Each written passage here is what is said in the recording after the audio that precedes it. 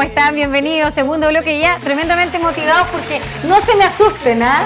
Pero miren, aquí tenemos de panelista. Nosotros habíamos prometido justamente Jaime subcomisario de la Brigada de los Delitos Económicos, ¿cierto? Así es. Jaime Leiva nos visita hoy día porque nosotros les prometimos a todos ustedes que íbamos a tener panelistas de investigaciones de Chile con la idea de poder ayudarlos y facilitarles la existencia con respecto a tanto delito que hay hoy día, tanto robo, tanto problema en general, Jaime, en que la gente se preocupe y ya no sabe cómo cuidarse y qué hacer al respecto. Porque esto es pan de cada día. Así es, bueno, gusto saludarte, Claudia, contento de estar aquí esta mañana, también esta mañana con ustedes. Efectivamente, bueno, mi nombre es Jaime Leiva, yo pertenezco a la Brigada de Delito Económico de la ciudad de Valdivia y la idea es estar esta mañana con ustedes y poder comentarle un poco acerca del trabajo que estamos realizando, sobre todo en esta época de fin de año, donde la verdad que los delitos, en lo que es materia de delito económico, la verdad que se incrementa un poco. Obviamente relacionado a lo que son las compras navideñas, el ajetreo propio del fin de año. Así es, y de hecho vamos a hablar acerca de prevención porque la gente tiene que estar en una condición de alerta. Da lata decirlo así, no es la idea, no debiéramos vivir siempre pendientes de qué hace el del lado, si me están siguiendo, me están mirando, me quieren robar la cartera, pero desgraciadamente nosotros también podemos contribuir y darle mucha facilidad al delincuente. Y Jaime justamente está acá para contarle a ustedes cuáles son los principales delitos para que esté al tanto y los pueda prevenir. Claro, bueno, claramente dentro de este mes nosotros como consumidores, digamos, hacemos bastante uso de lo que son la circulación de los billetes, por decirlo. Se realizan bastantes compras. Ahí es donde hay que tener un poco de cuidado con respecto a este tipo de transacciones donde hay un ir y venir de lo que es el documento, de diversos tipos de documentos bancarios, billetes, cheques y otros similares. En especial la gente tiene que tener, digamos, algún tipo de precaución con respecto a los billetes que va a entregar, como así mismo los que va a recibir devueltos, ¿cierto? Justamente. Entonces, la verdad es que eso es uno de los principales puntos o de los principales delitos que se están dando en esta época. He traído algunos... sí, justamente eso vi, Jaime. He traído algunos ejemplos para poder ilustrar. De alguna forma siempre creo que es la mejor. Claro que sí, visualmente temática. Todos caemos al tiro redondito con el hecho de que nos muestres cuál es la diferencia. Miren, aquí hay unos... Oye, hay fajos de billetes. Sí, bueno, voy a partir un poco con lo que son los billetes y posteriormente vamos viendo otras cosas similares. Bueno, aquí voy a abrir esta bolsita. Vamos a partir con, bueno, son los billetes de 10.000 y 20.000 pesos, que claro, son, digamos, son los billetes grandes. Los billetes grandes justamente de mayor o de alta denominación. Voy a tomar este de 10.000 pesos y a su vez voy a tratar de... tengo para que vean, el mío es este, ¿ya? El tuyo es bueno. Y vamos a ver si a lo mejor la cámara puede mostrar... Si podemos nosotros mostrar para ver las diferencias. Sí, a simple vista... Voy a cogerlos, permiso, ¿sí? Jaime, voy a tomar ambos billetes. No sé si el acercamiento por la luz o la cámara se podrá notar la diferencia. Yo la noto mirándolo a simple vista. ¿Sí? Sí, se puede notar, ¿cierto?, una pequeña diferencia.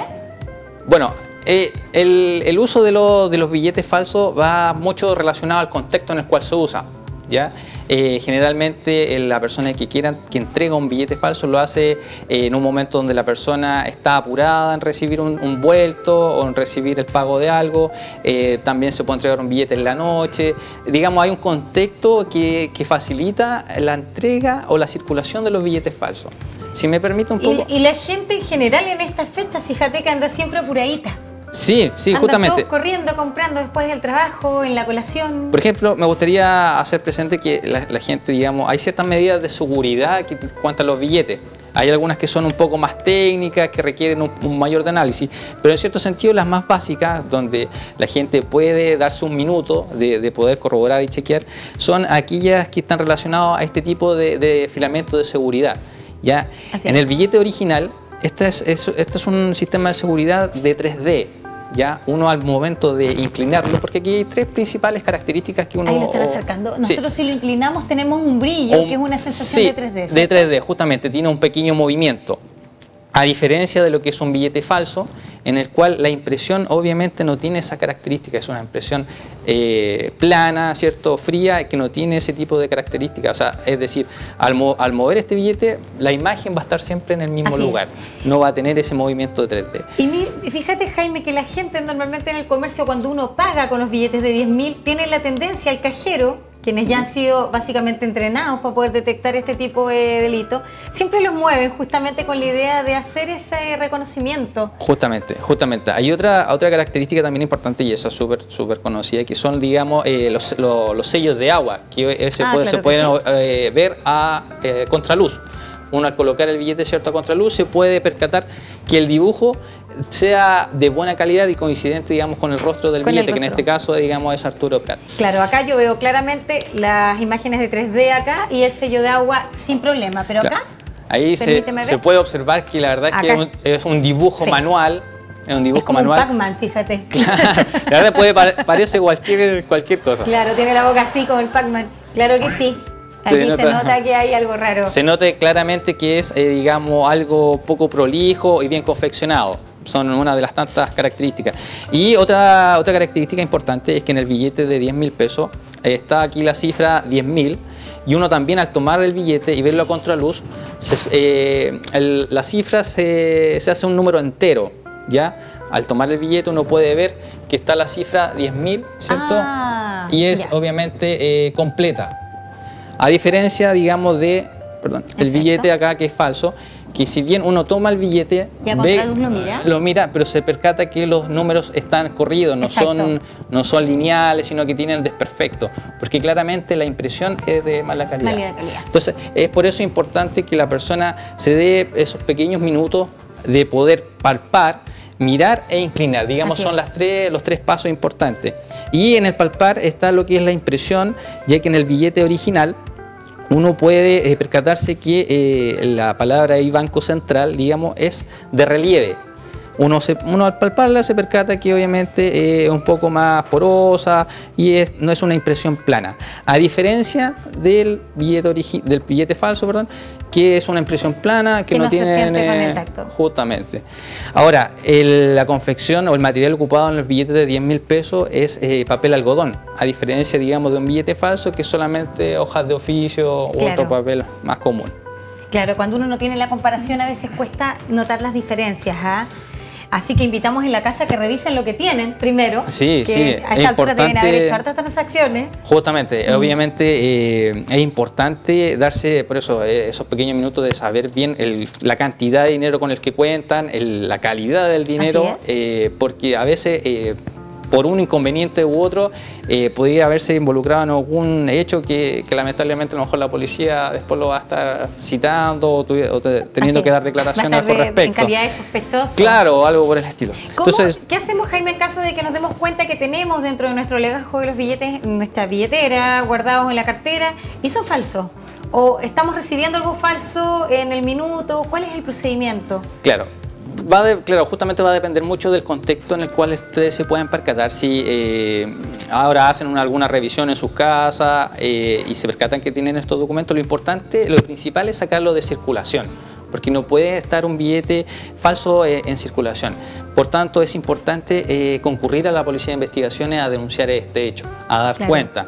Nosotros, obviamente, acogemos la denuncia y procedemos a la incautación de su documento y remitirlo a la Fiscalía, ¿cierto?, Ministerio Público, para que se inicie una investigación con respecto al origen de esos billetes falsificados.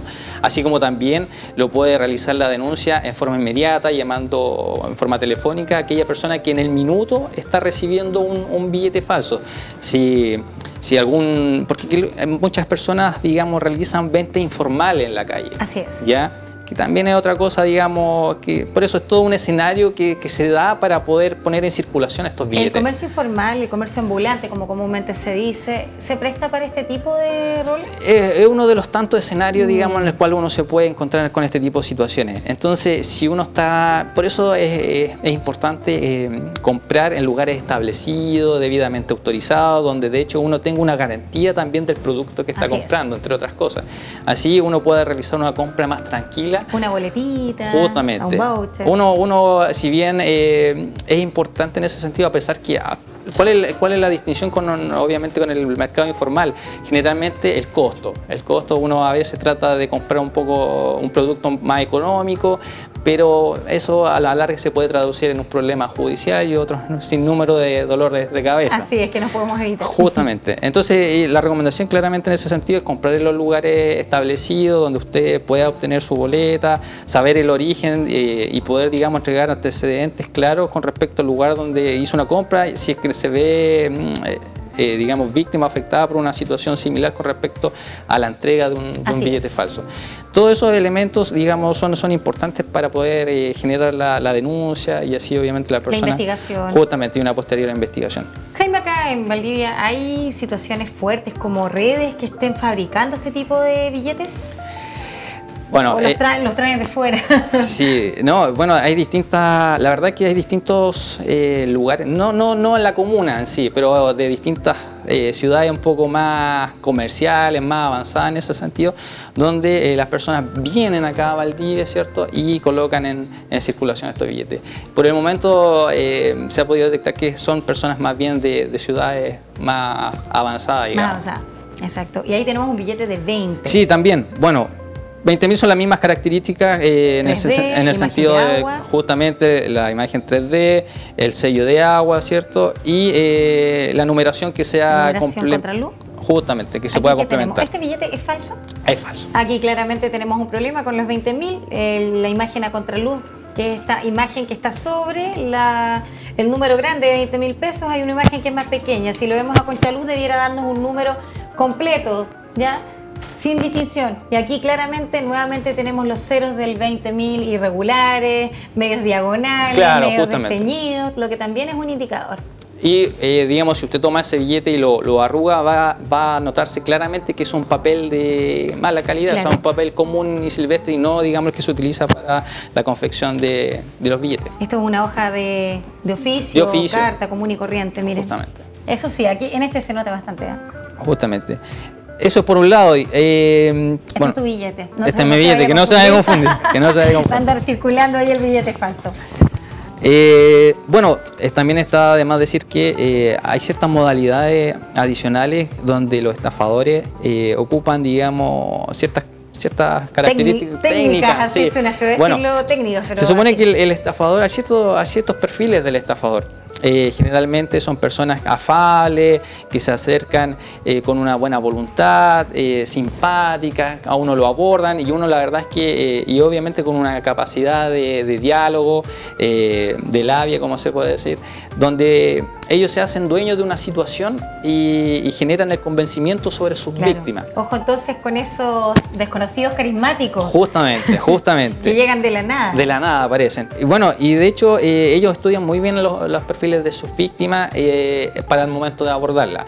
Uno de las estafas, digamos, más antiguas es lo que es conocido balurdo, ¿ya? Que hoy en día, digamos, se ha ido mutando, digamos, a través del tiempo, a través de todo lo que son los sistemas de internet, las redes sociales, todo lo que es las modalidades antiguas de comisión de estafa, hoy en día generalmente se cometen a través de internet, de las redes sociales. Es por ejemplo aquí que he traído un balurdo, ¿cierto? En el cual antiguamente se utilizaba una pequeña bolsa. Ahí está esa bolsa bonita, claro, arregladita. Justamente, ¿en qué consistía este truco? Que una persona fuera de una entidad bancaria, digamos un palo blanco, que es conocido también, digamos que es el cómplice del estafador, se acerca, transita por alguna entidad bancaria a sabiendas de que una persona, la víctima, había realizado giros de dinero en ese banco. Entonces, andaba con platita. Que andaba con platita, justamente. Entonces, la persona, el palo blanco, se cruzaba por delante de la víctima y dejaba caer esta bolsa. Entonces, la persona, obviamente, al ver que se había caído algo, tomaba esta bolsa y, momento antes de abrirla, se acercaba un extraño y le decía: yo vi que esa bolsa se le cayó a la persona. Tiene que ser plata. Y ahí empieza una historia de convencimiento, juego, justamente. De manipulación. Justamente. Entonces, mire, justamente es un fajo de billetes, sin abrirlo. Y el estafador empieza, digamos, a narrarle una historia de convencimiento sobre esta víctima. ¿Sabe qué? No, pero no se lo devuelva, no se lo devuelva. Repartámoslo entre los dos. Entonces, la víctima dice, ya perfecto, repartámoslo. Y al momento de abrirla, el estafador le dice, no, pero no la abra aquí porque se van a percatar, porque hay más gente mirando. Guárdela. Entonces la víctima guarda el dinero, ¿cierto? Este fajo, este balurdo, lo guarda y dice, ¿sabe qué? Deme lo que usted tenga en el bolsillo. Yo sé que usted sacó platita del banco, así que deme lo que tenga en el bolsillo. La persona, ¿cierto? La víctima saca de su bolsillo el dinero. Con la idea de quedarse, claro, con lo que tenga con lo en que el tiene bolsillo. acá, claro. Entonces, la persona saca su dinero que acaba de sacar del banco y se lo entrega, digamos, tranquilamente al estafador. Es decir, claro, vámonos en mitad y mitad, una cosa así. Y el estafador toma el dinero y le dice, ya, usted se queda con todo el dinero que hay aquí en la bolsa. Perfecto, entonces la persona convencida que hizo un gran negocio, digamos, oh, yo con esto voy a quedar súper bien porque quizás cuánta plata hay aquí. Entonces, la víctima llega a su casa, o metros más allá, abre la bolsita, ve, dice, ¡ay, un fajo de billetes! Contentísima. De los de 20, de 20, los de 10. Salí ganando. Justamente, eso. Pero al momento de abrir, se percata que solamente... Hay diario entre medio. Solamente papel picado. Jaime, ese es como el cuento del tío, porque es uno de los modos grandes y más antiguos. Esto de los más antiguos, justamente. Yo me pregunto, ¿hay gente que todavía cae en este juego del balurdo? La verdad es que sí, aún sigue, si bien es un método bastante antiguo, aún hay gente que cae, digamos, y es convencida. Y es ahí donde hay uno de los puntos característicos de los estafadores que tienen una personalidad bastante avasalladora, por decirlo, y un poder de convicción bastante extremo, porque logran seducir a la víctima para que ella haga lo que el estafador quiere. Así es. Entonces es ahí donde la persona piensa que esto es algo, digamos, que a lo mejor de algún momento le va a beneficiar, claro, pero sin embargo no se está percatando que va a ser víctima, está siendo víctima de un fraude.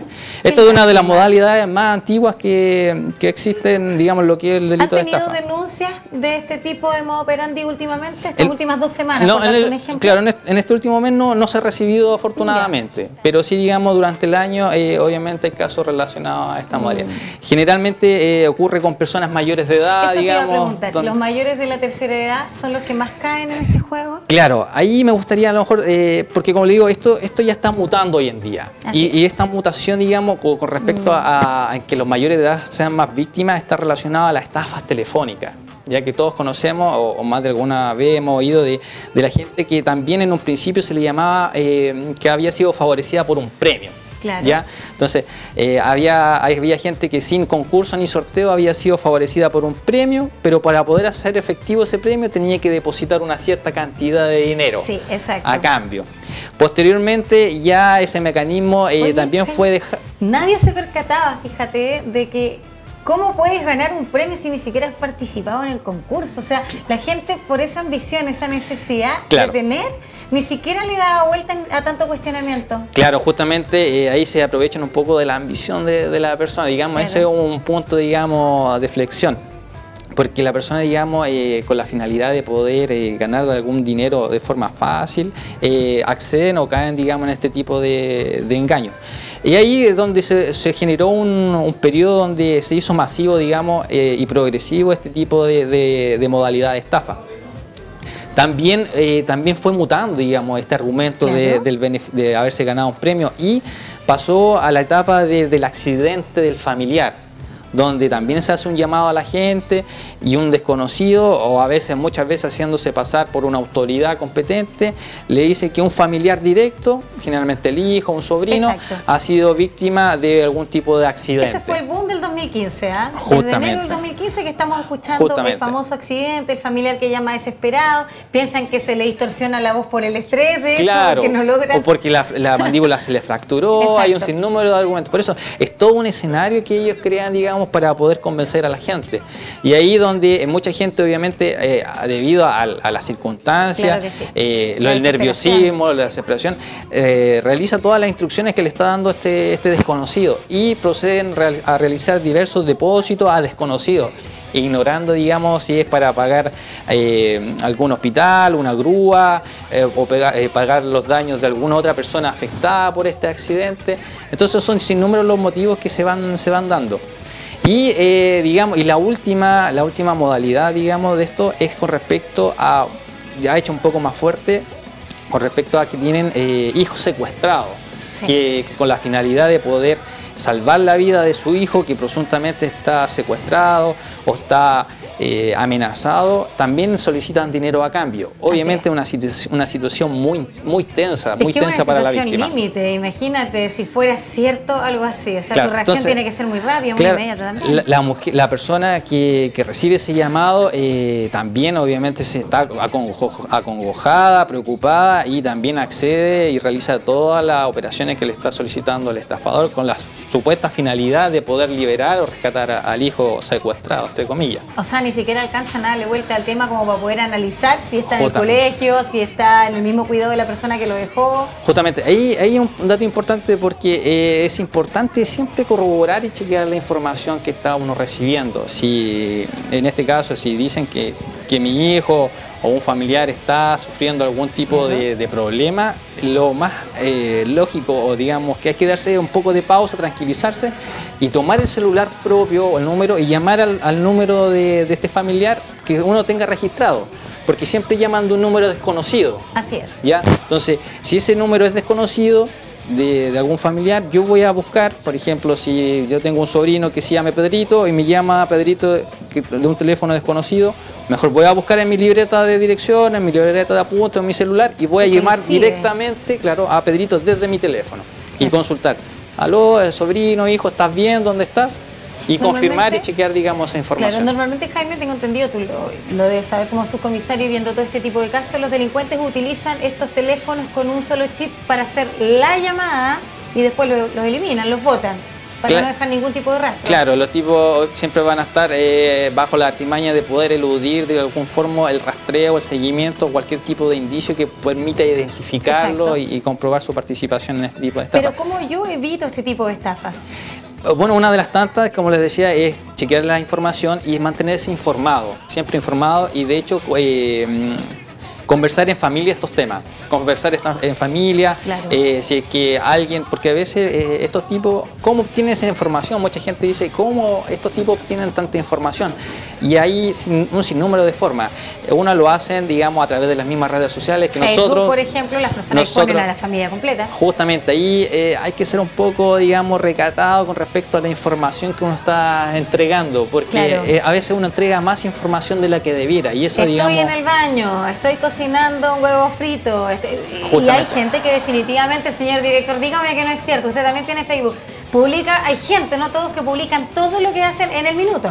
Prácticamente no viven si no publican primero lo que están haciendo. Es un poco excesiva, digamos, la información a veces que se entrega por las redes sociales, y tiene una doble interpretación. Lo mismo, como usted dice, por ejemplo, si yo escribo o hago una publicación, estoy almorzando en tal restaurante junto a mi familia, pasándolo bien, o celebrando el cumpleaños de X persona, a su vez estoy diciéndole a los delincuentes: mi casa está sola, no hay nadie, entra a robar. Así es. Entonces, el tremendo mensaje que yo estoy entregando. Obviamente ellos hacen esa doble lectura. Perfecto, la gente no va a volver hasta un rato más, entremos a la casa, robemos, y un sinnúmero de cosas. Así que por eso mucho cuidado con respecto a la información por las redes sociales. Bueno, volviendo al tema de la estafa, también estos tipos a veces realizan llamados a la gente simulando pertenecer a alguna tienda comercial, a alguna entidad bancaria o empresa telefónica. Las cobranzas ahí. Claro, también empresa de cobranza. Y ellos empiezan como a chequear la información. Le dicen, hablo con tal, por ejemplo, me llaman a mí, hablo con Jaime Leiva. Sí, su root, dígame su root para confirmar la información. Y ahí obviamente tiene que despertar un poco de sospecha. Si usted es la empresa y tiene mis datos, usted ya sabe Exacto. No debiera preguntármelo, digamos, a mí en ese sentido.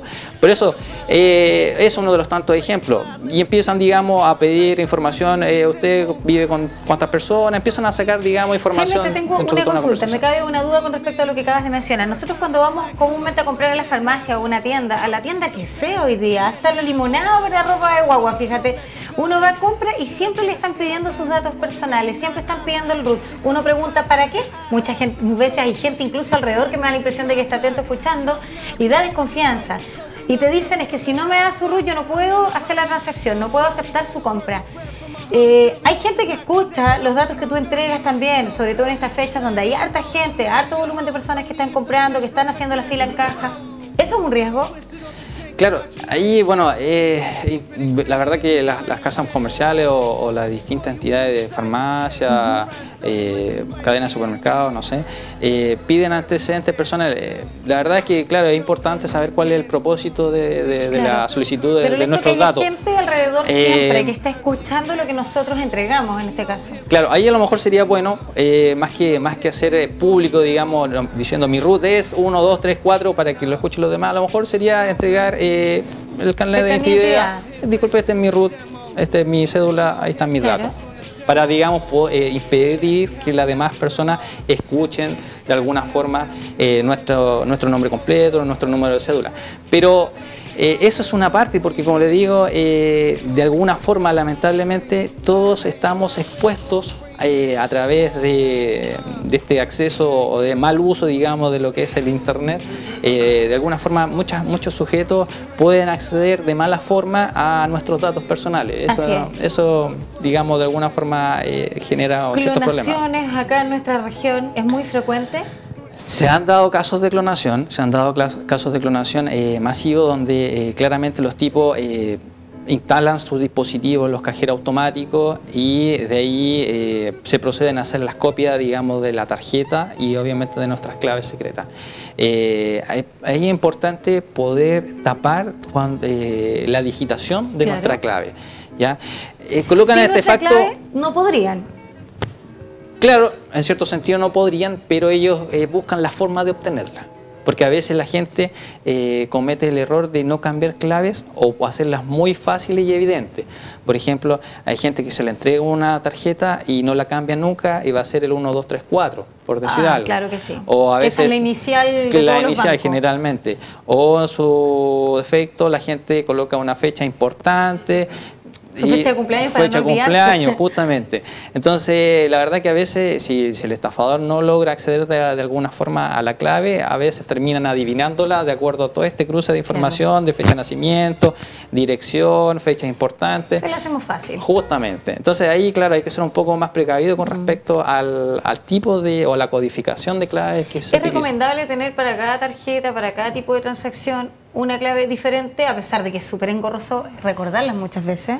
Claro, eso tiene su beneficio, o sea, tiene su pro y su contra. Y que no las anoten en notas en el celular. Claro, justamente. Que también es un tema. A veces pasa que no nosotros dependemos mucho. Hoy en día la problemática hay una dependencia excesiva de lo que es el celular y se anotan, hay muchos registros de nuestra información. Así es. Entonces, de hecho, tal cual son las claves y otras cosas de índole personal o laboral también.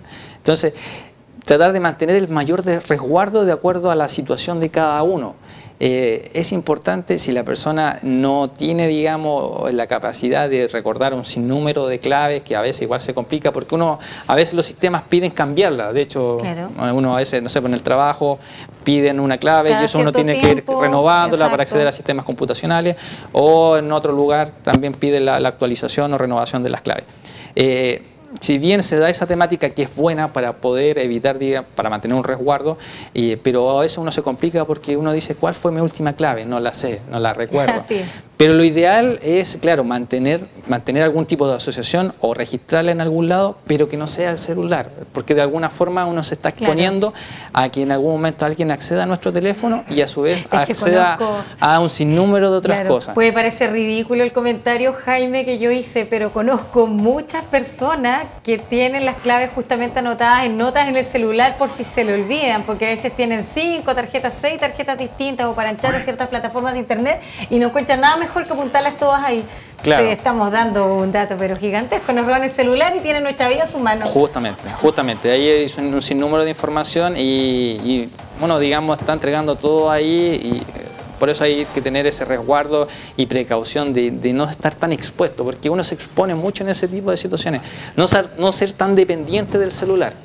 La pregunta es, si no estuviera el celular, ¿qué haría? O sea, antiguamente... Lo mismo que hacíamos antiguamente todos cuando no había el celular. Justamente, o sea, hay otros métodos, un poco más artesanales, se puede decir, o más simples, más sencillos, más caseros, domésticos, como le quieran llamar. Pero de alguna forma son un poco más seguros que lo que es entregar y registrar la información en nuestro celular. De hecho, hay mucha gente que también mantiene digitadas sus claves o una conexión inmediata a lo que es las páginas bancarias, a compras de tiendas comerciales. Obviamente facilita mucho, pero también está la contraparte que es un poco más inseguro de alguna forma. Exacto, cuidado con los links también que llegan de los supuestos bancos que uno tiene, que dice clic aquí para obtener más información, el famoso clic, la verdad es que les abre una ventana absolutamente permisiva. Claro. Se han visto dentro de toda esta conversación, hoy en día casi toda lo que es la modalidad de estafa está asociada a lo que es la tecnología. Ya lo que es el uso de internet, el uso de la tecnología.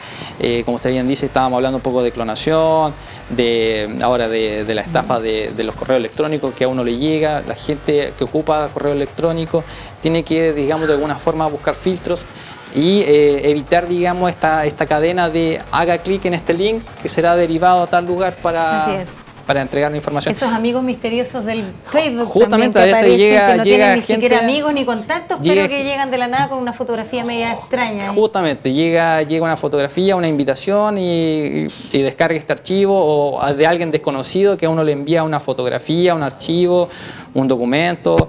Y uno al momento de proceder a descargar esa información no se percata que está generando o descargando, digamos, un virus. Un virus que, digamos, esta estafa es conocida a través del farming, donde se instala un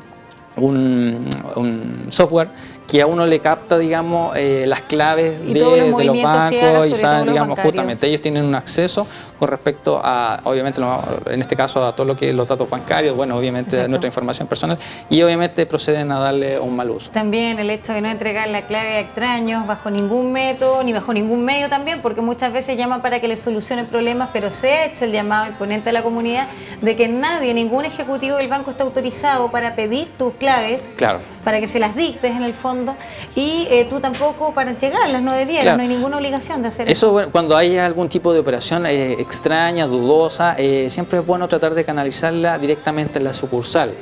Los números de información que además entregan todos los bancos. Justamente, por eso, y de alguna forma todo desencadena en que es confirmar la información, chequear. Si alguna persona me llama de la empresa o la entidad que sea y quiere algún tipo de información mía, lo importante, como medida de seguridad, es poder efectuar la misma, no sé, por renovación de datos, actualización de datos, pero que ese llamado salga desde uno hacia la empresa, hacia los números que son públicos y son registrados por la empresa.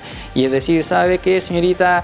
Me llamó tal persona, tal ejecutivo, actualizando mis datos. ¿Es verídico? Sí, efectivamente. Está perfecto. Yo me acerco a la casa matriz, la oficina más cercana, para actualizar mis datos o entregar la información que se me esté pidiendo. Ahí ya sabemos que de hecho el cliente bancario es el objetivo de los delincuentes, pero en el caso de la calle común, de estos tumultos de gente que se juntan hoy día por la época de las fiestas navideñas, ¿cuál es el público que es más objetivo del delincuente? Bueno, yo sé que todos en general, pero debe haber como una predilección por algún grupo etario, por ejemplo.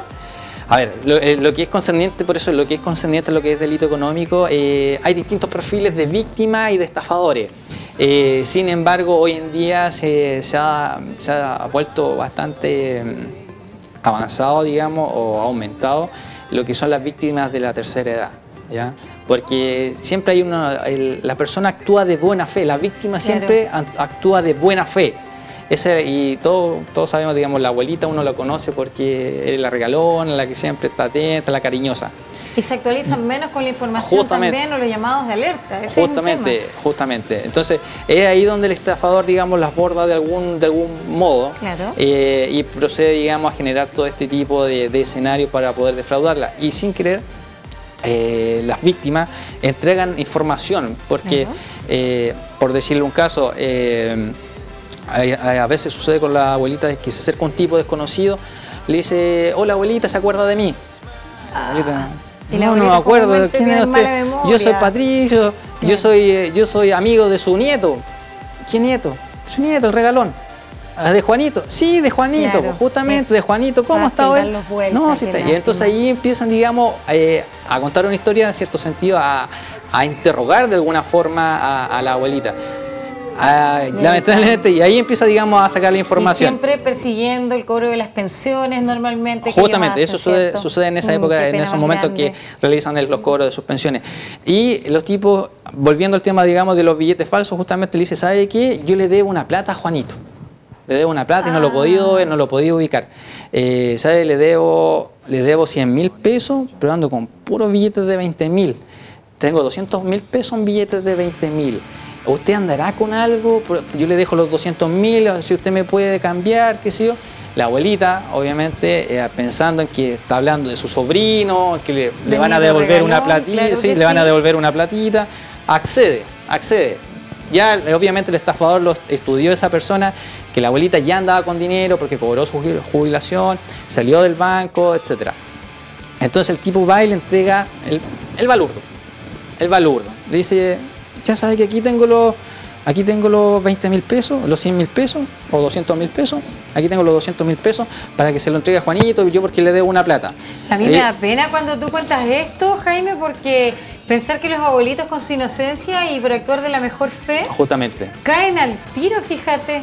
Justamente, entonces uno dice, chuta la pensión, que es tan poquita además, y que tengan que entregársela a un delincuente. Claro, lamentablemente a los delincuentes no les interesa, a ellos lo que les interesa es beneficiarse, independiente del daño que puedan generar, el daño económico, psicológico y un sinnúmero de otras cosas más. Entonces los tipos van y le dicen, ya aquí está la platita de Juanito, son 200.000 pesos. ¿Usted tiene ahí los 100.000 pesos devueltos que me pueda dar? Ah, sí, entonces la abuelita va y me pasa los 100.000 pesos. Ay, qué pena. Entonces yo me quedo con ella. Ya, gracias, dele saludo a Juanito, que le vaya bien. Ya, chao, gracias. Entonces después la abuelita va a entregarle, digamos, la plata, digamos, a Juanito. Ay, y ahí Juanito se pega el cacho de que es abuelita, pero ¿y cómo? Justamente, ya a mí no me deben plata, o sea, yo no conozco a ese tipo, pero... Y el fajito tal cual. Justamente, y el fajito sabe que estos son puramente. Entonces la abuelita ya perdió, digamos, su jubilación. Qué lástima. Entonces, la verdad es que el abanico que se da de la estafa, del delito de estafa, el abanico de comisión de este delito es muy amplio. Las modalidades van cambiando día a día. Como les decía en un principio, está este inicio del balurdo y hoy en día ha ido mutando de acuerdo a la tecnología, claro, a los avances de las redes sociales. De acuerdo a si caen o no caen, ya van modificando el cuento del tío para que la gente vuelva a picar el anzuelo. Pero es una pena tremenda lo que ocurre. A mí en el caso de la tercera edad me da mucha angustia, porque ahí no estamos hablando solo de la jubilación, sino que estamos hablando de todo lo que eso implica. Medicamentos para enfermedades que necesitan sí o sí tratarse de forma continua, alimentación, claro, que con una pensión deficiente además es muy básica, pero es necesaria. Claro. Ropita, qué sé yo, en esta fecha algún otro regalito, o sea, estamos tocando lo más fino de un ser humano, así que claro, por Dios que esto llega. Claramente, los tipos no, por eso, estos tipos... A ellos no les interesa nada, a ellos lo único que les interesa es cometer el delito y beneficiarse nada más. El daño que generen no les importa.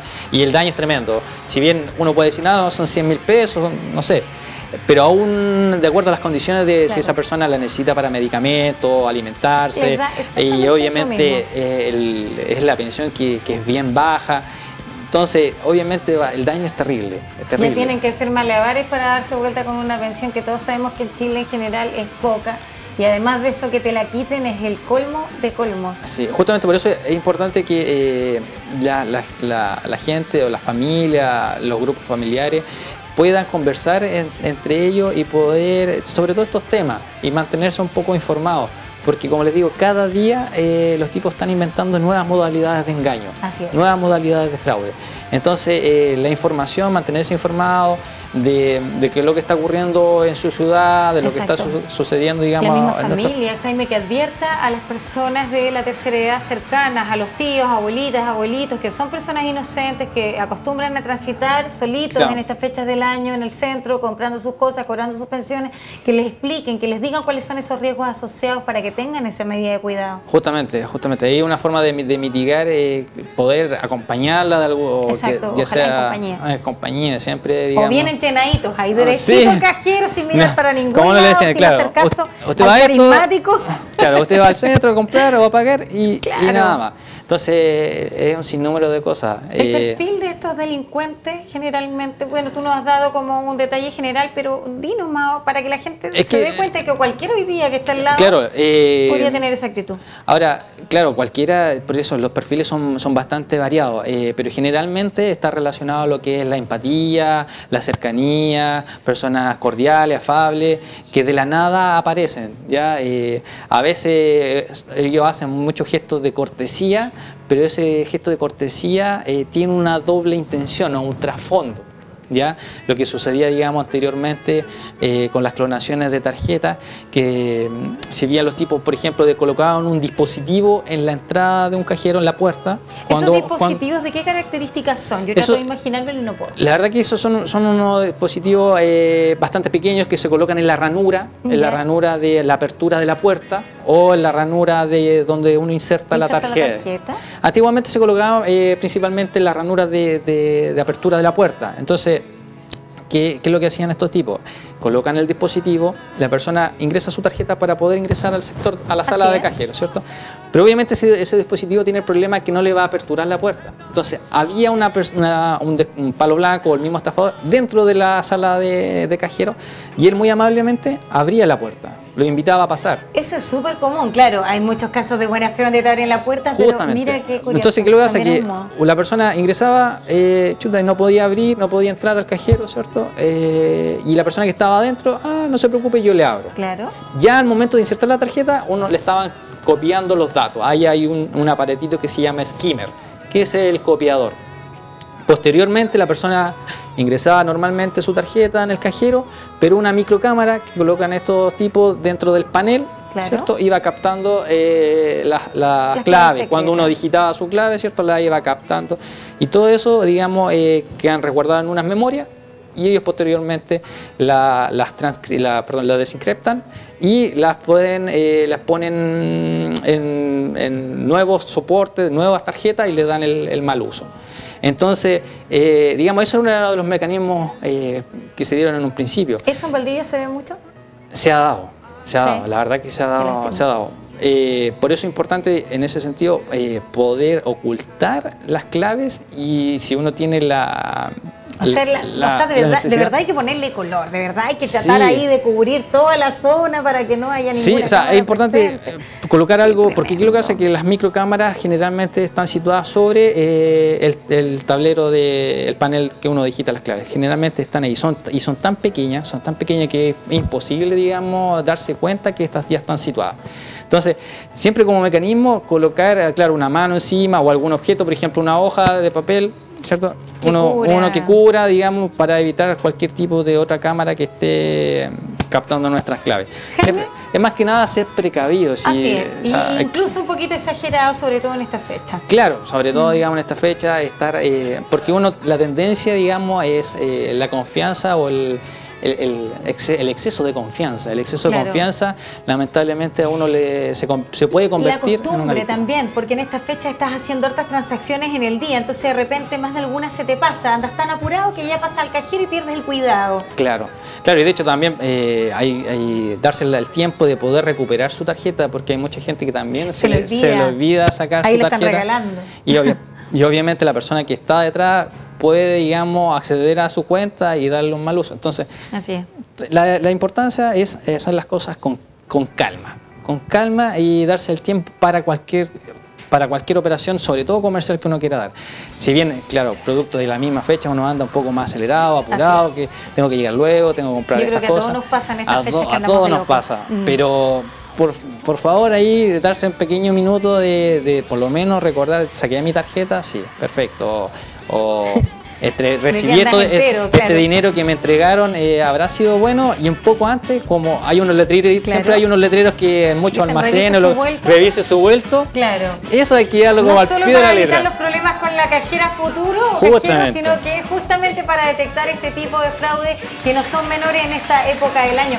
Jaime, te agradecemos muchísimo contrario. el que hayas venido a entregarnos todos estos tips de autocuidado que la gente tiene que considerar, sobre todo en estas épocas de fiesta, donde, como bien lo dije y lo repito, andamos todos cortos de tiempo, todos corriendo antes, después de la pega, y se presta también para todo. Instruye a las personas menores de edad, mayores también, gente de la tercera edad, explíquele cuáles son sus riesgos, apóyelo, porque para ellos es más difícil aún reaccionar a tiempo. Muchísimas gracias nuevamente, reitero, y el agradecimiento tremendo. Además nos trajiste material de lujo, de lujo literalmente. Al contrario, le agradezco a ustedes por permitirnos este espacio, este minuto, y bueno, darle un cordial saludo a toda la gente. La Policía de Investigaciones siempre está dispuesta a ayudar y a resolver cualquier duda. No duden, no se sientan mal o menoscabados. La Policía de Investigaciones siempre lo va a atender de la mejor forma para resolver cualquier duda. Y van a estar acompañándonos también todos los jueves. Justamente, así es.